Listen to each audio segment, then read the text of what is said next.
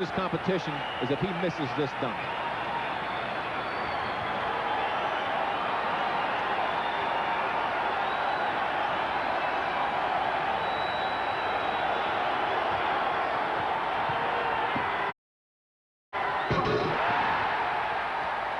Well, the crowd lets you know what they think of it. Now we will wait for the judges. A 48 ties, a 49 wins. Michael Jordan score 50. They gave him a 50. They gave Jordan a 50. He defends his championship. And he took off further inside than he did the last time, but it's still a spectacular dunk and certainly deserving of the high score that he received, Steve. But Dominique Wilkins got the short end of a very impressive dunk. Consistent judging all day until the last two dunks prior to this, the 47 and the 45. A note was passed down to the judges.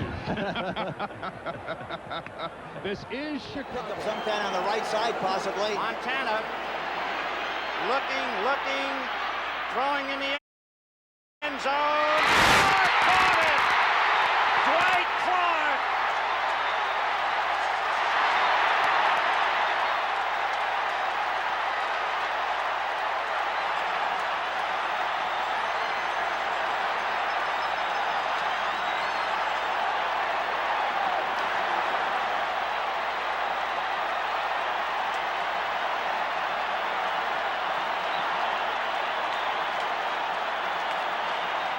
Extra point, Too Tall Jones, who was 6'9" instead of 6'7", I said. Here's Montana rolling to his right. Always looking, finally throwing the ball away. Clark comes across from the other side, makes a leaping catch on Everson Walls. Here we see again, he's the outside receiver. Look, he's jammed. He goes to the inside, stops. He sees Montana rolling, makes the adjustment, runs right back over where Montana is. A great display of intelligence on his part. Look at Bill Walsh while everybody else is going wild. Alex Rodriguez is drilled, and he says something to Bronson Arroyo. And we know what he said. Here we go. Varitek and A-Rod going at it.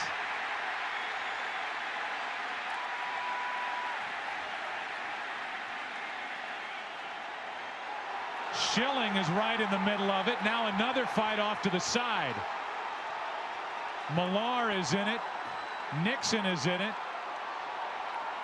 Down to the right.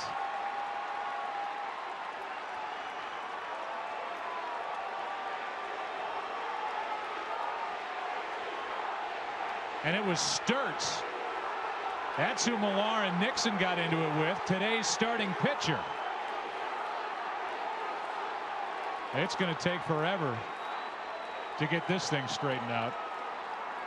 Well, Sturtz, the starting pitcher, and obviously both benches will be worn. The manager and the pitcher gone. Sturtz is bleeding from the left ear.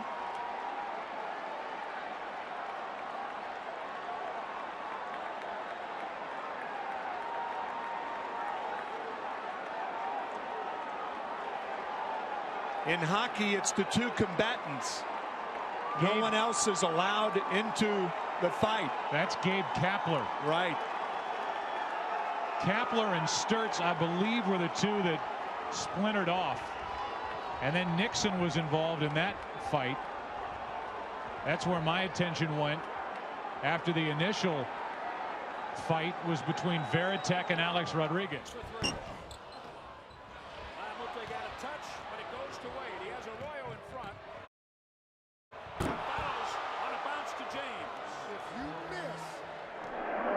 Randy Hughes is out there as a fifth defensive back. Two linebackers for the Cowboys.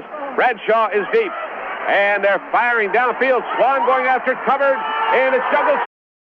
Swan catches it on a circus catch inside the Dallas 45-yard line. Gets up and goes inside the 40, down to the 37-yard line. Had a defensive player right on his back in Mark Washington. The ball bounced into the air. Swan lying on his back, cut the ball in circus fashion, got up and ran again, went down inside the 40, down to the 38-yard line. A sensational catch for the Steelers. Lynn Swan, heavily covered downfield, juggled the football and got away from him. He went down, cut it on his back, got up and ran again. It's a first down for the Steelers. And how about that? That's two sensational catches in this ball game by a leaping Lynn Swan, the guy who was put out of the Oakland Raiders playoff game with the concussion when they played the bongo drum. Smith ready for the flip, and we're ready to start the season. Here we go. The 40-year-old shortstop. The oldest shortstop in the history of the National League to start on a ball club and on an opening day. And Ozzie Smith is indeed the wizard, and this is the land of Oz, and what a career it has been for old number one. Gets the ball from Hugh Evans. He looks. He gives to Jordan. Jordan to the circle, puts the shot in the air. Good! The game's over, and the Bulls have won. Jordan beat him at the buzzer with a jump shot in the circle, and Chicago has knocked off the Cavs 101 to 100. And the Chicago Bulls will move on to play the New York Knicks in the best of 7. 3rd down and 5.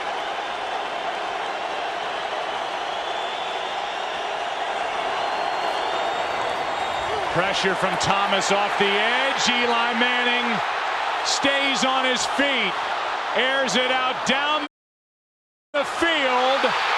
It is caught by Tyree inside the 25, and a timeout taken.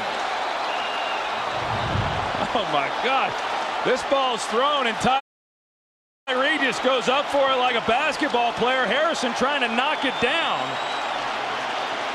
And Eli, man, I don't know how he got out of there. I thought he was on the ground, and then he came out of the pile and just slings it. That's a great catch by David Tyree. And now with 59 seconds left, the Giants needing a touchdown. The ball is at the New England 24.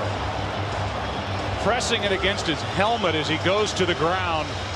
And not dropping it is David Tyree. Here's a long drive, way back in center field, way back, it is. What he made, just brought this down to his feet with a catch, which must have been an optical illusion to a lot of people.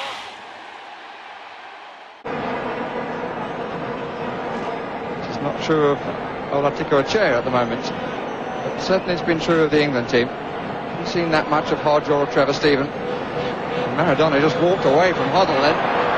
Valdano, Hodge and Maradona! They're appealing for offside. The ball came back off the foot of Steve Hodge, and Maradona gives Argentina the lead. The England players protesting to the referee.